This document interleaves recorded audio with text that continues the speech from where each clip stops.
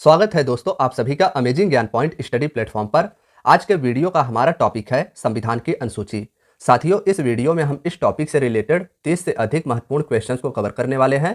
Video के questions सभी exam के लिए काफ़ी ज़्यादा इंपॉर्टेंट है, तो वीडियो को ध्यानपूर्वक पूरा जरूर देखिएगा। चलिए आज के वीडियो को हम सभी अपने पहले क्वेश्चन से स्टार्ट करते हैं। साथियों, वीडियो में हमारा फर्स्ट क्वेश्चन है, वर्तमान में भारतीय संविधान में कुल कितनी अनुसूचियां हैं। क्वेश्चंस के आंसर्स आप सभी को भी गेस करने हैं और लास्ट में कमेंट बॉक्स में अपना स्कोर हमें जरूर शेयर करिएगा। साथियों, अनुसूची की बात की जाए तो अनुसूची को इंग्लिश में शेड्यूल कहा जाता है। बात करें अगर हम अनुसूचियों के इतिहास की कि आखिर संविधान में अनुसूची आई कैसे, तो अनुसूचियों का पहला उल्लेख हमें भारत सरकार अधिनियम 1935 से प्राप्त होता है। भारत सरकार अधिनियम 1935 से पहली बार हमें अनुसूचियों का उल्लेख प्राप्त होता है। वर्तमान समय में भारत के संविधान में कुल 12 अनुसूची हैं। 12 अनुसूची, 22 भाग और 395 अनुच्छेद हैं वर्तमान के संविधान में। तो इस प्रकार से ऑप्शन सी इसका राइट आंसर हो जाएगा। वर्तमान में भारतीय संविधान में कुल अनुसूचियों की संख्या 12 है, इसे आप याद रखिएगा। फ्रेंड्स, आइए नेक्स्ट क्वेश्चन को देखते हैं। नेक्स्ट है, संविधान सभा के प्रारूप समिति के द्वारा प्रस्तुत प्रारूप समिति में कितनी अनुसूचियां थी। दोस्तों, प्रारूप समिति जिसके अध्यक्ष डॉक्टर भीमराव अंबेडकर जी थे, उनके द्वारा प्रस्तुत प्रारूप संविधान में अनुसूचियों की संख्या 8 थी और भारत के मूल संविधान में भी अनुसूचियों की संख्या 8 ही थी। तो इस प्रकार से ऑप्शन बी इसका राइट आंसर हो जाएगा। भारत के मूल संविधान में अनुसूचियों की संख्या 8 थी, जो अब टोटल 12 हो गई है। इन्हें आप याद रखिएगा। आइए फ्रेंड्स, नेक्स्ट क्वेश्चन को देखते हैं। नेक्स्ट है, किस संविधान संशोधन अधिनियम के द्वारा भारतीय संविधान में 9वीं अनुसूची जोड़ी गई। 8 अनुसूची भारत के मूल संविधान में थे और उसके बाद कौन सा संविधान संशोधन भारत सरकार के द्वारा किया गया जिससे 9वीं अनुसूची को भारतीय संविधान में जोड़ा गया। फ्रेंड्स, बात की जाए अगर इस क्वेश्चन के आंसर की, तो 9वीं अनुसूची को वर्ष 1951 में प्रथम संविधान संशोधन अधिनियम के माध्यम से भारतीय संविधान में शामिल किया गया था। 1951 में प्रथम संविधान संशोधन अधिनियम के माध्यम से भारतीय संविधान में 9वीं अनुसूची जोड़ी गई थी और यह पहली बार था जब भारतीय संविधान में संशोधन किया गया था। याद रहे आपको कि 9वीं अनुसूची ऐसी अनुसूची है जिसमें शामिल विभिन्न कानूनों को संविधान के तहत संरक्षण प्राप्त है। यानी 9वीं अनुसूची को किसी भी न्यायालय में चुनौती नहीं दी जा सकती है और 9वीं अनुसूची भूमि सुधार से संबंधित है। इस प्रकार से ऑप्शन ए पहला इसका राइट आंसर हो जाएगा। पहले संविधान संशोधन अधिनियम के द्वारा भारतीय संविधान में 9वीं अनुसूची जोड़ी गई थी और यह भूमि सुधार से संबंधित थी। नेक्स्ट है, 52वां संविधान संशोधन अधिनियम वर्ष 1985 में कौन सी अनुसूची को भारतीय संविधान में शामिल किया गया। दोस्तों, 52वां संविधान संशोधन वर्ष 1985 में भारत के तत्कालीन प्रधानमंत्री राजीव गांधी जी के द्वारा किया गया था। उस समय हालत यह थे कि विधायकों और सांसदों को जोड़ तोड़ करके सरकार बनाया जा रहा था और गिराया जा रहा था और इसी पर सख्ती के लिए भारतीय संविधान में 10वीं अनुसूची जोड़ी गई थी जिससे संबंधित है 52वां संविधान संशोधन। ऑप्शन बी इसका राइट आंसर हो जाएगा। 52वां संविधान संशोधन अधिनियम वर्ष 1985 में आया था और इसके तहत भारतीय संविधान में 10वीं अनुसूची जोड़ी गई थी। भारतीय संविधान की 10वीं अनुसूची दल बदल से संबंधित है। आइए फ्रेंड्स, नेक्स्ट क्वेश्चन को देखते हैं। नेक्स्ट है, 73वां संविधान संशोधन अधिनियम के द्वारा भारतीय संविधान में कौन सी अनुसूची जोड़ी गई। साथियों, 73वां संविधान संशोधन वर्ष 1993 में किया गया था और इसके द्वारा भारतीय संविधान में 11वीं अनुसूची को जोड़ी गई थी और यह अनुसूची पंचायती राज व्यवस्था से संबंधित है। 73वां संविधान संशोधन अधिनियम वर्ष 1993 में हुआ था और इसके तहत भारतीय संविधान में 11वीं अनुसूची जोड़ी गई थी जो पंचायती राज व्यवस्था से संबंधित है। नेक्स्ट है, 11वीं अनुसूची में वर्णित पंचायती राज व्यवस्था को कार्य करने के लिए कुल कितने विषय प्रदान किए गए हैं। दोस्तों, 11वीं अनुसूची जिसका संबंध पंचायती राज व्यवस्था से है, इसके पहले वाले वीडियो में हम सभी ने संविधान के भाग वाले चैप्टर में इसके बारे में विस्तार से जाना था कि पंचायती राज व्यवस्था को स्वतंत्र भारत में 2 अक्टूबर वर्ष 1959 को राजस्थान राज्य के नागौर जिले से प्रारंभ किया गया था और इसमें कुल विषय की संख्या 29 है। ऑप्शन सी इसका राइट आंसर हो जाएगा। 11वीं अनुसूची में वर्णित पंचायती राज व्यवस्था को कार्य करने के लिए कुल 29 विषय प्रदान किए गए हैं। नेक्स्ट है, 74वें संविधान संशोधन अधिनियम के द्वारा भारतीय संविधान में कौन सी अनुसूची जोड़ी गई थी। साथियों, बात की जाए अगर 74वें संविधान संशोधन के, तो 74वां संविधान संशोधन नगर पालिकाओं से संबंधित इसमें उपबंध किए गए हैं।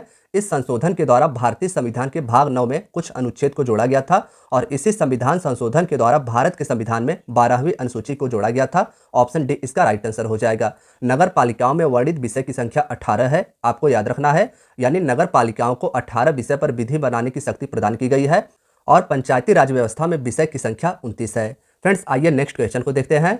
नेक्स्ट है, भारत संघ में शामिल राज्यों और संघ शासित क्षेत्र का उल्लेख भारतीय संविधान की किस अनुसूची में किया गया है।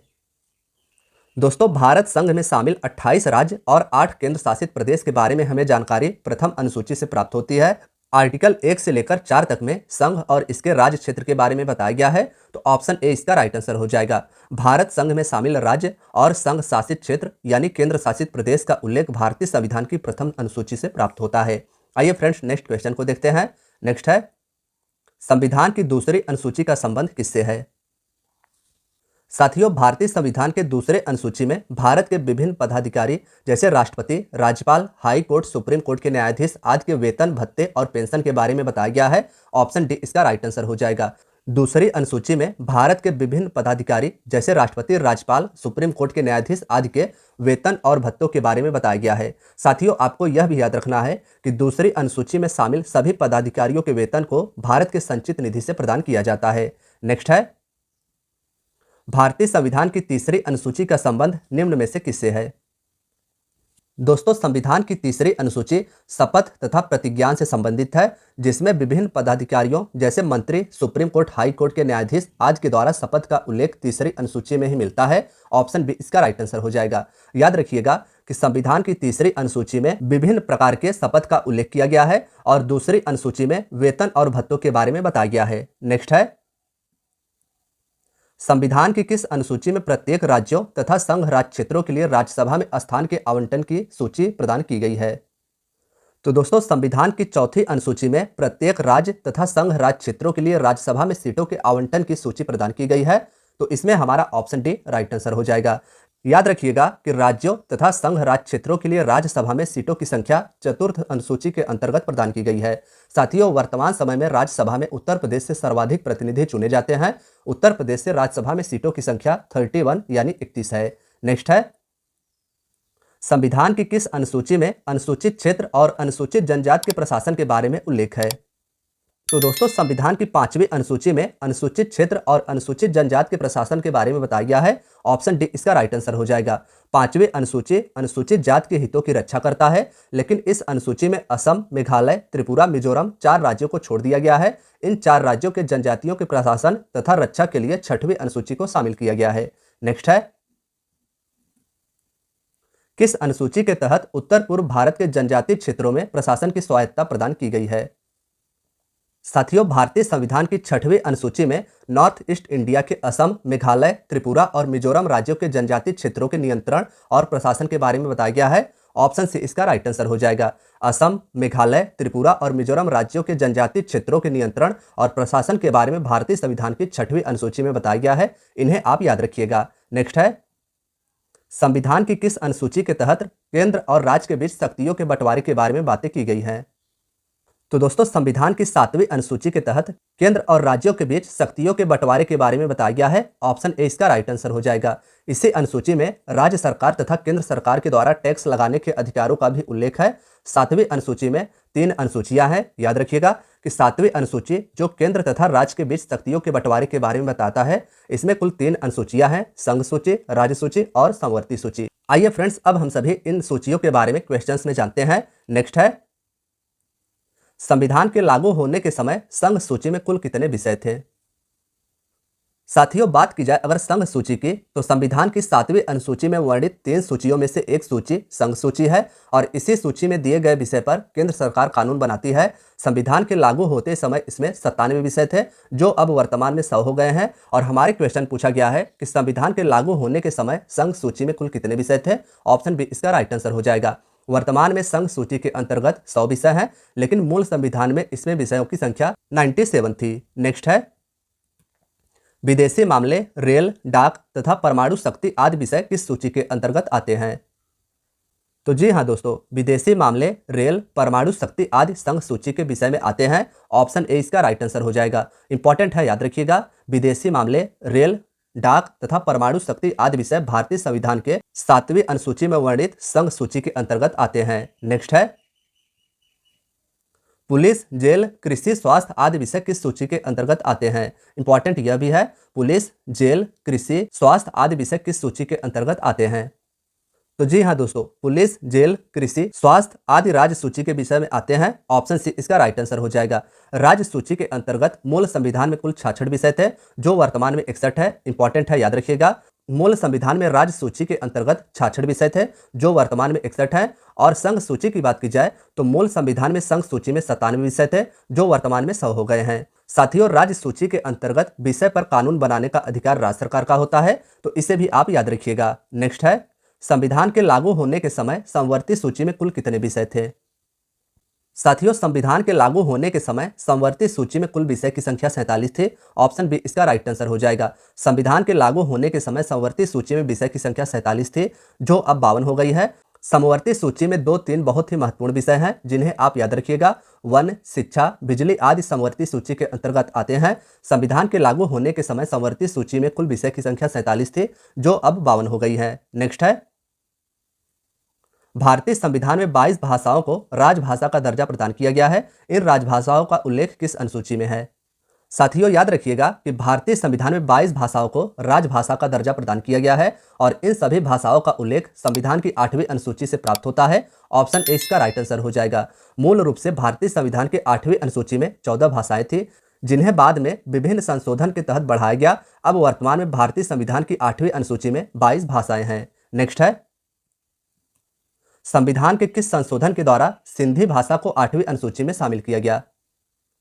तो दोस्तों, भारतीय संविधान में 21वां संविधान संशोधन वर्ष 1967 में किया गया था। इसके तहत पहली बार 8वीं अनुसूची में सिंधी भाषा को शामिल किया गया था। ऑप्शन बी इसका राइट आंसर हो जाएगा। सिंधी भाषा को 8वीं अनुसूची में 21वें संविधान संशोधन वर्ष 1967 के द्वारा जोड़ा गया था। इसे आप याद रखिएगा। नेक्स्ट है, मैथिली, संथाली, डोंगरी और बोडो को 8वीं अनुसूची में किस संविधान संशोधन के द्वारा जोड़ा गया था?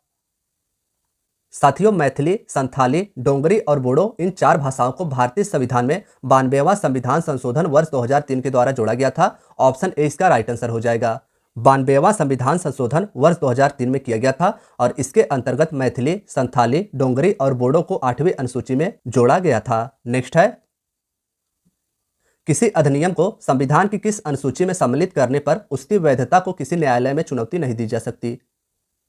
फ्रेंड्स, बात की जाए अगर इस क्वेश्चन के आंसर की, तो किसी अधिनियम को संविधान के अगर 9वीं अनुसूची में सम्मिलित कर दिया जाए तो उसके वैधता को किसी न्यायालय में चुनौती नहीं दिया जा सकता। तो इसमें हमारा ऑप्शन सी राइट आंसर हो जाएगा। किसी अधिनियम को संविधान की 9वीं अनुसूची में सम्मिलित करने पर उसकी वैधता को किसी न्यायालय में चुनौती नहीं दिया जा सकता, लेकिन इसमें कुछ शर्तें भी हैं। यदि वह कानून मौलिक अधिकारों का उल्लंघन करता है तो उसे न्यायालय में चुनौती दी जा सकती है। नेक्स्ट है, किस राज्य के आरक्षण विधेयक को 9वीं अनुसूची में शामिल किया गया है? तो जी हां दोस्तों, ऑप्शन ए तमिलनाडु इसका राइट आंसर हो जाएगा। तमिलनाडु राज्य के आरक्षण विधेयक को 9वीं अनुसूची में सम्मिलित किया गया है। सर्वोच्च न्यायालय का क्राइटेरिया है आरक्षण 50% से अधिक नहीं हो सकता, लेकिन तमिलनाडु राज्य के आरक्षण विधेयक को 9वीं अनुसूची में सम्मिलित करने के बाद इसके द्वारा इस क्राइटेरिया से ऊपर भी आरक्षण दिया जा रहा है। नेक्स्ट है, भारतीय संविधान में वर्तमान में कुल कितनी अनुसूचियां हैं? जी हाँ दोस्तों, ऑप्शन सी 12 अनुसूची इसका राइट आंसर हो जाएगा। वर्तमान समय में भारतीय संविधान में अनुसूचियों की संख्या 12 है और मूल रूप से भारतीय संविधान में अनुसूचियों की संख्या 8 थी। नेक्स्ट है, दल बदल के आधार पर निर्वाचित सदस्यों की अयोग्यता संबंधित विवरण संविधान की किस अनुसूची से प्राप्त होता है? ऑप्शन सी 10वीं अनुसूची इसका राइट आंसर हो जाएगा। दल बदल के आधार पर निर्वाचित सदस्यों की अयोग्यता संबंधित विवरण संविधान की 10वीं अनुसूची से प्राप्त होता है, जिसे भारतीय संविधान में 52वां संविधान संशोधन वर्ष 1985 के तहत जोड़ा गया था। नेक्स्ट है, संविधान की 6ठी अनुसूची में इनमें से किस राज्य में लागू नहीं होती है? संविधान की 6ठी अनुसूची इनमें से किस राज्य में लागू नहीं होती है, यह हमारा नेक्स्ट क्वेश्चन है। जी हाँ दोस्तों, ऑप्शन डी मणिपुर इसका राइट आंसर हो जाएगा। संविधान की 6ठी अनुसूची इनमें से मणिपुर राज्य के ऊपर लागू नहीं होती, यहां पर मिजोरम हो जाएगा। असम, मेघालय, त्रिपुरा और मिजोरम ये 4 राज्य ऐसे हैं जिन पर संविधान की 6ठी अनुसूची लागू होती है। नेक्स्ट है, भारत के नियंत्रक और महालेखा परीक्षक के वेतन से संबंधित प्रावधान संविधान की किस अनुसूची में किया गया है? दोस्तों, भारत के नियंत्रक और महालेखा परीक्षक के वेतन से संबंधित प्रावधान भारतीय संविधान के 2री अनुसूची से प्राप्त होता है। ऑप्शन बी इसका राइट आंसर हो जाएगा। इंपॉर्टेंट आप सभी के लिए यह है कि भारत के महान्यायवादी को 2री अनुसूची से वेतन और भत्ते प्रदान नहीं किए जाते, क्योंकि महान्यायवादी भारत के राष्ट्रपति के प्रसाद पर्यंत पद धारण करता है। नेक्स्ट है, भारतीय संविधान की 9वीं अनुसूची किस संशोधन के द्वारा जोड़ा गया था? ऑप्शन ए पहला इसका राइट आंसर हो जाएगा। भारतीय संविधान की 9वीं अनुसूची जो वर्ष 1951 में किया गया था और यह भूमि सुधार से संबंधित था। इसे पहले संविधान संशोधन के द्वारा भारतीय संविधान में जोड़ा गया था। नेक्स्ट है, यदि भारत संघ को एक नए राज्य का सृजन करना हो तो संविधान की निम्नलिखित अनुसूचियों में से किस एक में संशोधन अवश्य किया जाएगा? जी हाँ दोस्तों, ऑप्शन ए पहला इसका राइट आंसर हो जाएगा। यदि भारत संघ को एक नए राज्य का सृजन करना हो, यानी भारत को एक नया राज्य और बनाना हो, तो संविधान की पहली अनुसूची में संशोधन करना आवश्यक हो जाएगा। नेक्स्ट है, निम्नलिखित में से कौन सी नई जोड़ी गई अनुसूची नहीं है? ऑप्शन ए 8वीं अनुसूची इसका राइट आंसर हो जाएगा। भारतीय संविधान के मूल संविधान में कुल 8 अनुसूची थी। 9वीं, 10वीं, 11वीं और 12वीं अनुसूची को जोड़ा गया है, इसे आप याद रखिएगा। नेक्स्ट है, संविधान के किस संशोधन के द्वारा दिल्ली को राष्ट्रीय राजधानी क्षेत्र का दर्जा प्रदान किया गया? तो साथियों, संविधान के 69वें संविधान संशोधन वर्ष 1991 के द्वारा दिल्ली को राष्ट्रीय राजधानी क्षेत्र का दर्जा प्रदान किया गया था और इसी संशोधन के द्वारा दिल्ली, जो केंद्र शासित प्रदेश है, इसके लिए विधानसभा और मंत्रिपरिषद का भी उपबंध किया गया था। आइए फ्रेंड्स, अपने वीडियो के आखिरी क्वेश्चन को हम सभी देखते हैं। आखिरी क्वेश्चन है, संविधान के किस अनुसूची में भारत के प्रधानमंत्री की पद ग्रहण के समय ली जाने वाली शपथ का उल्लेख है? दोस्तों, इन ऑप्शंस में से हमारा कोई भी ऑप्शन राइट नहीं होगा। यहां आपको तीसरी अनुसूची बना लेना है। भारत के प्रधानमंत्री हो या कोई अन्य मंत्री हो, सभी के पद ग्रहण के समय लिए जाने वाले शपथ का उल्लेख भारतीय संविधान की तीसरी अनुसूची से प्राप्त होता है, इसे आप याद रखिएगा। तो फ्रेंड्स, आज की आपकी वीडियो यहीं तक थी। वीडियो अगर पसंद आई हो तो वीडियो को लाइक, चैनल को सब्सक्राइब जरूर कीजिएगा। धन्यवाद दोस्तों।